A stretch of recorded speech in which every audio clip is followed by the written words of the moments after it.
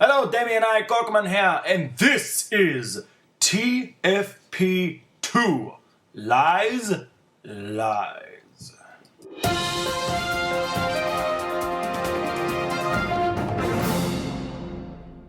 Click!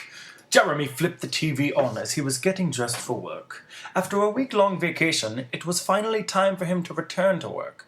Jeremy was a security guard at Hoke City Financial. He was completely unaware that last night, the bank that he works at was almost robbed of millions of dollars. After getting dressed, he sat to have his morning coffee and bagel. As he settled into his chair, a news report about the attempted robbery came on the television. Jeremy's coffee fell to the floor. He was completely dumbfounded at the report. No one had ever broken into the bank prior to this incident, and even to this day, the only person that tried was apprehended immediately. Whoever that is, they have to know much more than they should be able to, he said to himself. After gathering his bearings, Jeremy grabbed his jacket and headed out the door. On his drive, every radio station that he flipped to was discussing the incident. The common theme from all of these discussions was how it seemed the robber knew the exact time and place to get into the bank. Also, it was reported that not a single camera was able to catch the man. It's as if he knew where all of the hidden cameras were. But how in the hell did he know? Jeremy thought to himself. When he arrived at work, Jeremy was ushered into a meeting with the entire security department. Everything was quiet, and you could hear a pin drop when Darius Denny, an FBI investigator, strolled into the room. Ladies and gentlemen, today we are here to discuss a mole. Someone in this room has been sharing information, and I am here to find out who. We are currently interrogating the individual who attempted the robbery, and it's only a matter of time before we break him. So, if you're the one we're after, turn yourself in now. We can do our best to work out a deal, the officer demanded. Jeremy began to look around the room to see if anyone was fidgeting or looked guilty. He realized that one of his supervisors was missing, but said nothing. After the meeting, he walked into his superior's office and asked for a few minutes. Sir, I did not see Mr. Lies in our meeting, and was wondering if you knew where he might be, Jeremy asked. I didn't even realize that he wasn't there. I'll look into it, Jeremy. Thanks for the info, his superior responded. No problem, sir. Thanks for your time. Jeremy walked out of the office and got to patrolling the bank. After his shift finished, Jeremy punched out, said goodnight to Mr. Woodruff, and made his way to his car. After checking his back seat, because he was paranoid about serial killers, of course, Jeremy got into his car, and he drove home. Jeremy arrived home and made his way to the front door. As he approached the door, he noticed that it was cracked open. Jeremy pulled a knife from his pocket and proceeded to the door. Hello, Jeremy shouted, apparently thinking that someone would actually respond. He nudged the door open and flipped on the light. His entire house had been ransacked. Jeremy looked around in absolute disgust.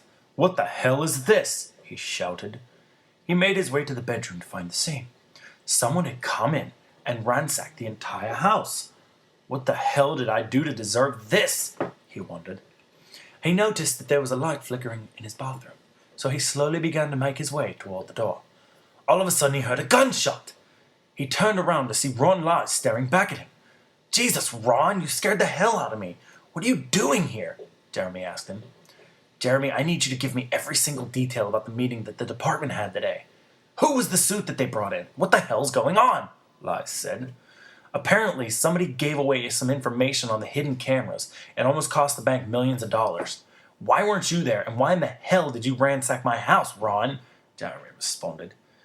Word is that you're part of some special task force that's being used to take down any potential inside info being released. I need all of the information on it. Names, locations, anything else I can find.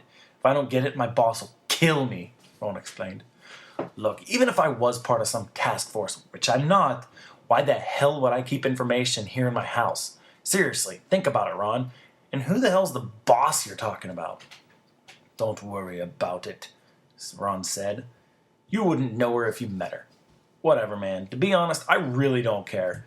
But you know damn well that you're helping me clean this shit up, right? There's no way in hell you're getting away with this, Jeremy shouted.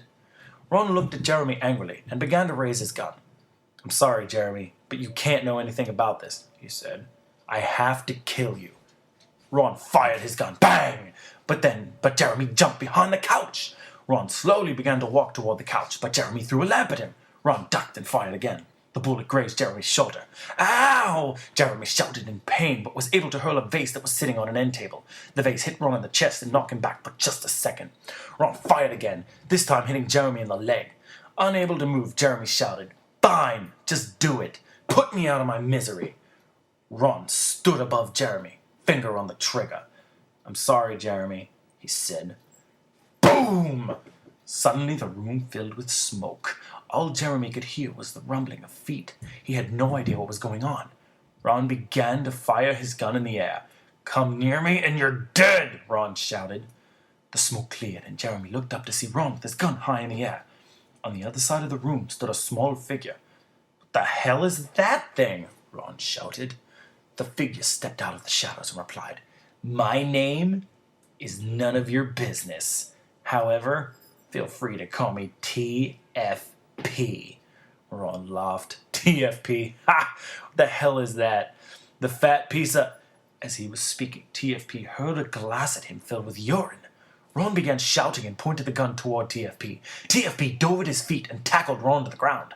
Faster than Ron could possibly react, TFP had bound him at his umbilical cords. "These are some tough babies, aren't they? I reinforced them with floor wax and gold plating." "Ha ha ha!" TFP laughed. Ron continued to struggle.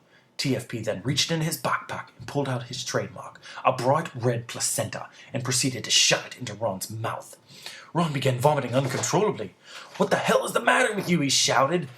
"You've been lying to all of your employees and coworkers, and now it's time to pay the piper, Ron," laughed TFP.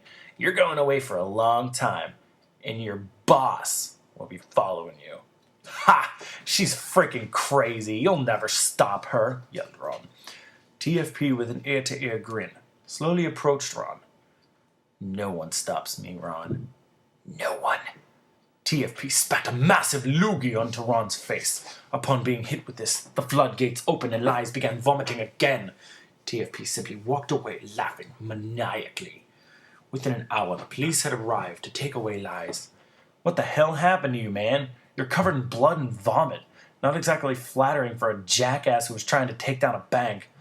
Lies tried to respond, but simply kept repeating the letters. TFP.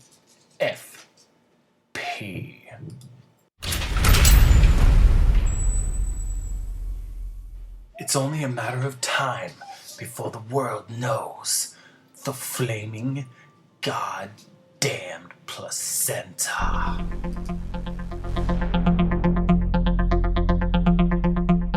Thus ends episode 2 of TFP. Lies, Lies. Coming soon, the audio version of TFP3, Umbilical Proportions.